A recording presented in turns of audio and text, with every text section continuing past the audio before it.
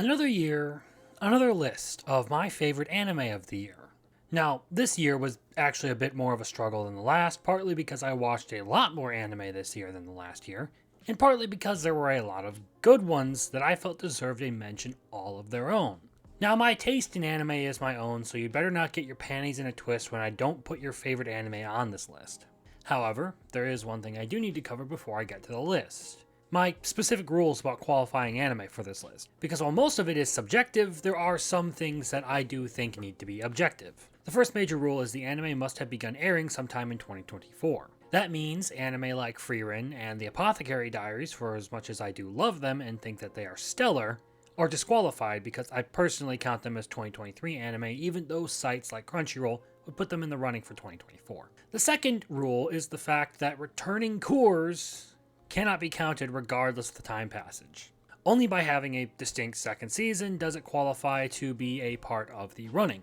Thousand Year Blood War is technically still the same anime run, just a different core, and thus it won't make the list. Same with Jobless Reincarnation that aired its part 2 of season 2 earlier this year. Both are noteworthy anime, whether I would put them on the list or not, and it just doesn't feel fair to qualify them because it's only part of the full season, a core, airing in this year, and not even starting in this year. Otherwise, it really only comes down to what I've watched and liked, so feel free to share your own top 10 in the comments below after you've watched the video. Number 10, Delicious in Dungeon.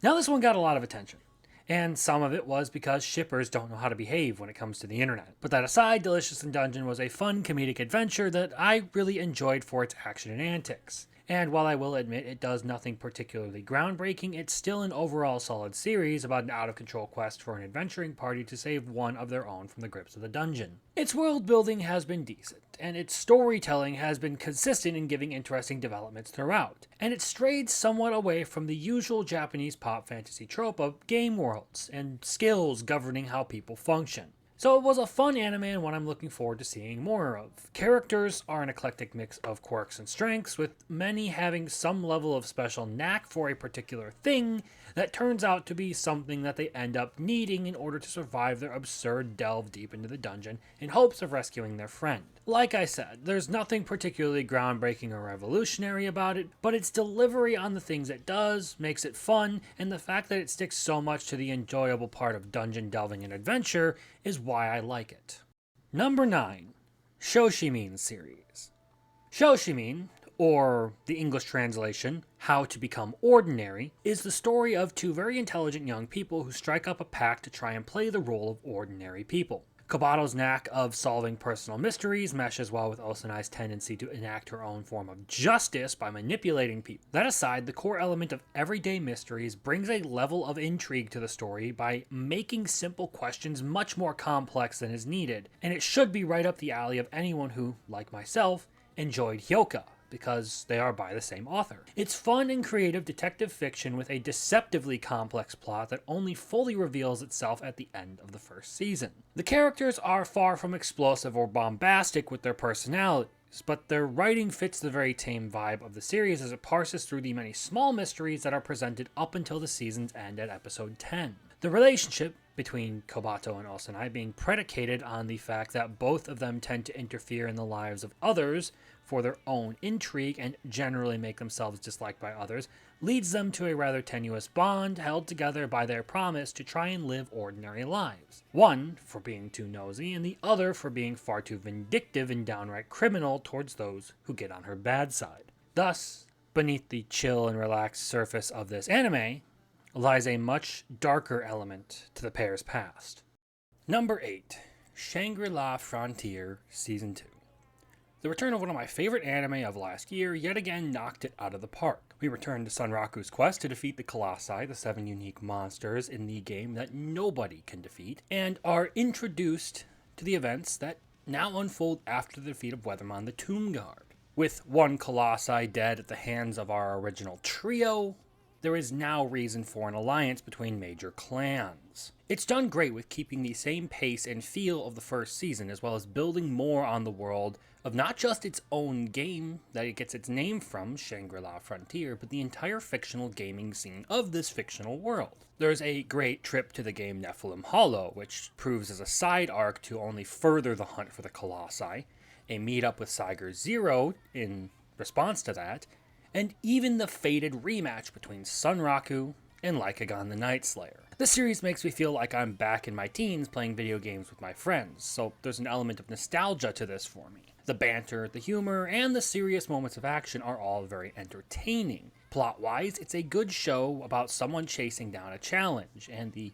characters may not have the same crazy depths, but their personalities are very vivid to the point of being memorable and distinct, making them endearing. And the action sequences of majorly important fights live up to the hype and capture your attention, such as the battle between Sunraku and the top player of Nephilim Hollow. It's a very good show all around, and even though incomplete as of yet, it's still one of my picks for this year. Number 7. Oshi no Ko, Season 2.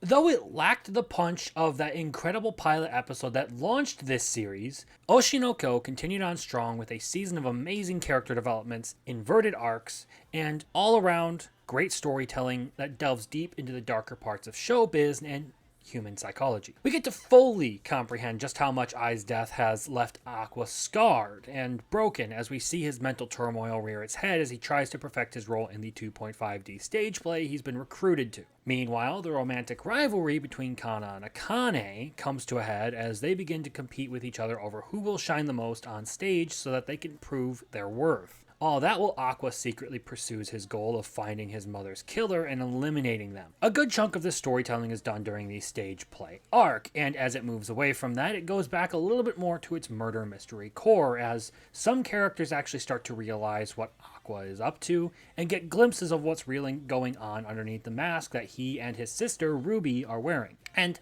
by that, it delivers something compelling with all the emotional weight it needs. It's just too bad the shadow of that horrendous manga ending now looms over any future seasons of this anime.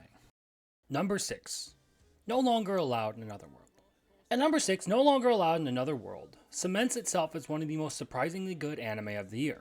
Going into this, I figured it would be yet another trash isekai with gimmick writing that relied entirely on unrefined tropes and purely nonsensical writing to push a narrative. But what I actually got out of it was a very moving tale about tragedy. This series follows the second life of a depressed writer who hates life and has a very cynical attitude towards everything and everyone. And finding himself reincarnated, he sets out on a quest to get himself killed again, though he will find that much harder to accomplish in this second life than he would like. But his generally aloof antics and seeming lack of care for people belies just how well he actually understands them, and how many times he actually proves to be the push they need to finally overcome their own issues from their previous lives. It turned out to be a very cathartic show, one where many of the characters ultimately aren't entirely evil, just acting out their own worst tendencies compelled by trauma from their previous lives. Some feel desperate, some overlooked, others neglected, and others yet guilty. Almost all, upon encountering our main character, are finally able to make peace with their demons before being returned to their home to live a much happier life than before.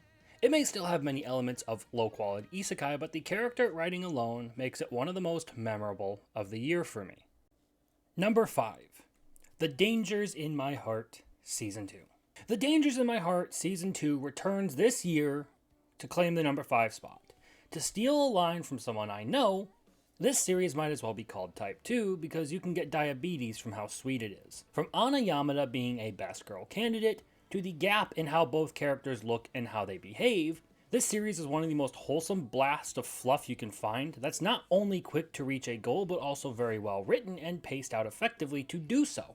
It's funny, it's wholesome, and it's all around a very uplifting anime to watch. Following the story of Kyotaro Ichikawa, an edgy young man who tends to be a loner, we get to see how the boy's life changes when he's sucked into the vortex that is Ana Yamada's strange and quirky naivete. His relative maturity contrasted with his size, and Ana's relative naivete contrasted with her size, is a very interesting dynamic and adds a little bit more to the humor element of it. Season 2 brings us all the way to the point of their confessions to each other, and with a cast of wholesome characters and fun personalities, It's a treat to watch because there's hardly a moment where it feels like the story is ever going to take an overly dramatic turn for the worse. All around, I've loved this series and I look forward to much more of it in the future.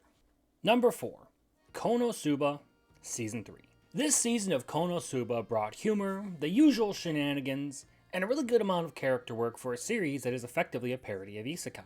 Now, this season covered the series of events that take place precisely because Kazuma and his party's uncanny ability to save the day and cause collateral damage at the same time. With Darkness being forced to marry one of the more corrupt lords her family happens to owe a debt to in order to cover the damages caused, particularly by Aqua's magic. It really does a good job of displaying how this eccentric collection of oddballs has become a very close group of friends who, in spite of their bickering and infighting at times, will go through all kinds of hell for each other. Kazuma's usual scummy behavior lands him in quite a bit of trouble for being too daring with some of his moves involving a young princess and her royal escort. And Lady Explosion Demon Megumin only serves to amp up the chaos in certain more tense moments. And with the season largely focused on developing my favorite tall, blonde, and gorgeous Crusader Knight, it was a good combination of the usual insane antics we get out of Konosuba and proper character work that helps develop the cast.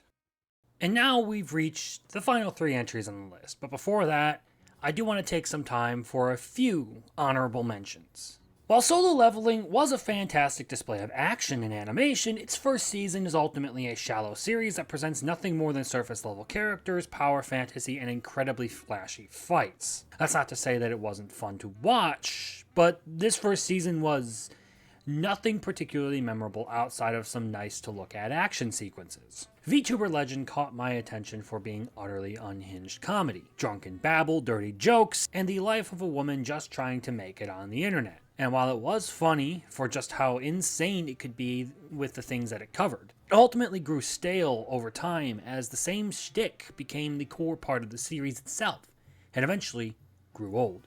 On top of that, the more cathartic and emotional elements of this series didn't quite land well, if you ask me, ultimately rendering it what I would describe as a novelty series rather than something of major note. Blue Box is an interesting item on the list, and came close to being put on here if not for the fact that the main heroine of the story is perhaps the least interesting character of the cast. But as the only sports anime I have ever actually cared about, it's good. Future parts have the opportunity to make Chinatsu more than just Taiki's motivation and supporting influence in this story by giving her character some more depth. But with someone as lively and colorful as Hina positioned as the romantic rival, it's hard to really root for Taiki's pursuit of his crush. The most notorious talker, runs the world's strongest clan, was the dark horse entry in this year's running. Having initially dismissed it as a synopsis title slop fantasy, I was content to watch it just to see where it went, but ultimately it captured me with a very dark and compelling elements, as well as great characterization and development of its world. Still, the first episode struggled with pacing badly, and that failed to fully demonstrate the relationship between characters, and the animation was far from spectacular, so when all things are considered,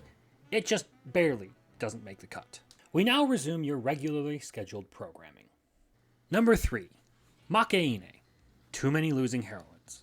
As one of the few animes I have ever given a fully perfect score to, Makeine, Too Many Losing Heroines taking the number 3 spot should be no surprise. This all-around masterpiece of an anime captures so many elements all in one season that it's hard not to say it's one of the best of the year. It follows the story of a young man in high school named Kazuhiko Nukamizu, someone who prefers to be alone, being forcibly involved in the dramatic lives of his classmates, all because of one unlucky encounter with a heartbroken blue-haired idiot named Ana Yanami. But this show has so much to offer.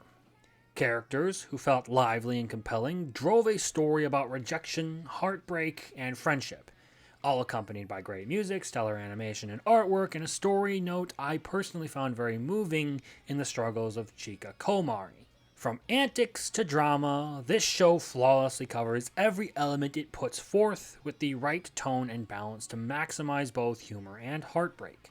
And if you haven't seen this one yet, I'd highly recommend you give it a shot because it's fabulous. Number 2.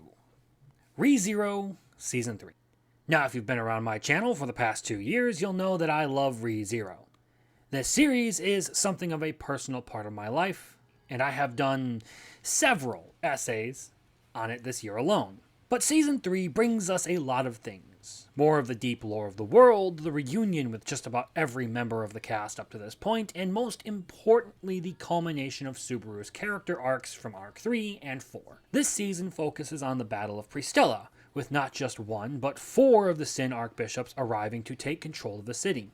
Having spent a year without using his ability Return by Death, Subaru is now thrust back into abusing his time loop ability to push back against fate and the witches cult that has now taken over the city. And since every royal faction is now involved in the fight, we get to see a lot more than just Subaru's development in this arc, making it packed full of good storytelling as the tensions mount. Now, this series is yet incomplete, and that is the primary reason I didn't make it number 1. And that's a shame because the latter half that won't air until February is very action-packed, as the resolution of Arc 5 with Reinhardt and Subaru battling Regulus Corneus, Priscilla Burial battling the Archbishop of Wrath, Wilhelm and Garfield fighting some of the most powerful warriors in recent history, and much more to be revealed. And having adapted Subaru's speech to Pristella fabulously, it held one of the best anime episodes I have watched all year. Number 1. Dandadan. I was honestly ready to put ReZero at the top slot this year, but Dandadan was just too perfect of an adaptation, and the cutoff point for ReZero was at the right spot to make this happen. Following the story of Ken Tatakura, also known as Okarun, and Momo Ayase, as they learn both ghosts and aliens are real and have some strange fixation on Okarun's private parts, this supernatural romance comedy action thriller boasts the single best episode of anime I have seen in 2024, as well as some utterly fantastic action sequences that are hard to match. Additionally, characters like Ira have such dynamic arcs that they go from hated to loved almost as quickly as they're introduced. And with more to come next year with the haunted house, the fun is only just starting. The fact that this story can range from utterly ridiculous and funny, like chasing Taro through the streets, to emotionally deep-cutting like the story of Acro Silky and Ira, and never feel as though something was out of place only proves the incredible work of fiction that it is. As well as the particularly fantastic adaptation of its source material that this anime has become. All around, it is the single best experience I've had with anime all year. So, there you have it. My list of my favorite anime of the year. In closing out 2024, I'd like to wish you all a Happy New Year. 2024 was better to me than I feel like I deserved, and I'm thankful to everyone who watched, commented, liked, and subscribed in this last year, because I truly appreciate your support. And those of you who have been here since I started, I appreciate just as much. And I hope both camps continue to support me in the future. That said, I'll see you later, and have a Happy New Year.